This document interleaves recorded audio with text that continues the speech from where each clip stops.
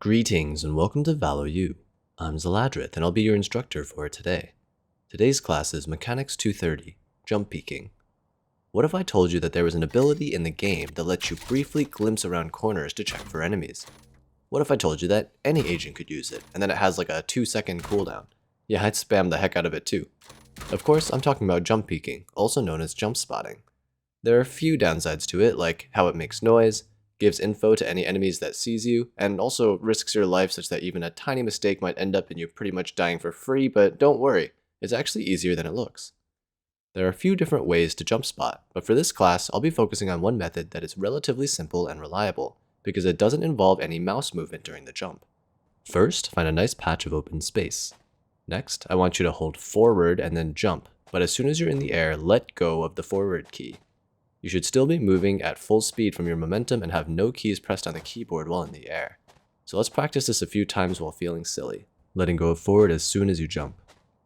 Okay, now do the same thing, but as soon as you let go of forward, also start holding left. If you do it right, there should barely be any difference in your jump, still moving forward with almost full momentum, though you might notice a slight lean. Now repeat this a few times. Hold forward, then jump, immediately let go of forward, and then hold left instead.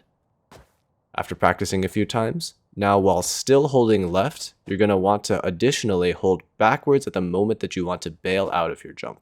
This will allow you to smoothly strafe sideways while in the air, albeit at a slightly slower speed. Now it may take a few tries to fully grasp the timing, as the key sequence can come in pretty quick, but just remember, while on the ground, you should only be holding W, and as soon as you're in the air, you should only be holding A, and then additionally holding S only at the moment you want to air strafe out. Okay, so now that you're a pro at this, let's try it on a real corner. So first, aim at about a 45-degree angle to the corner and take a half a step to the side to give yourself some room to move. Now, do your running jump and then air strafe to safety. And then just keep repeating dozens and dozens of times. Okay, so now that we know how to jump peek, when should we jump peek?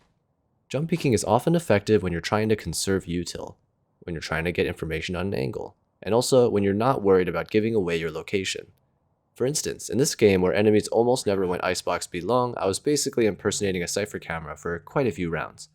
Knowing that a defender is watching B long isn't very useful knowledge to the enemies, since they still don't know if I have a second ally yellow or not.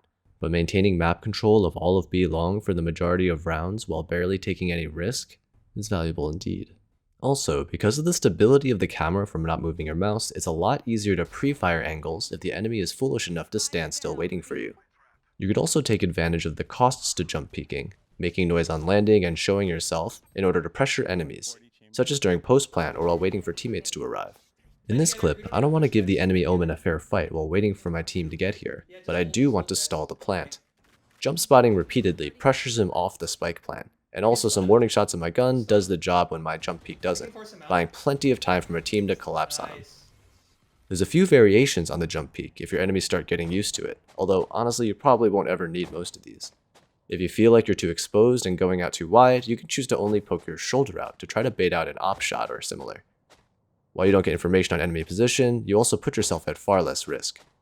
You can also invert the key combination, so you jump out to the right with D and then use S and A to strafe back in. Another mix-up could be to appear at different heights by changing your initial jump position. And for more control, but less consistency, you could also bunny hop to strafe towards cover while turning your mouse as another mix-up, and just rely on your minimap to tell you if there is someone in your field of view. In summary, jump spotting is similar to free info utility that every agent has access to. It's simpler than it looks to practice and perform. It's useful for getting info or pressuring enemies while taking less risk than a regular jiggle peek. And though probably superfluous, there are numerous variations you can use as a mix-up. That's all for today's lesson. If you have any questions, feel free to reach out to the lecturer or the TAs in the comments below. Thanks for attending, and we hope you enjoy your stay here at ValoU.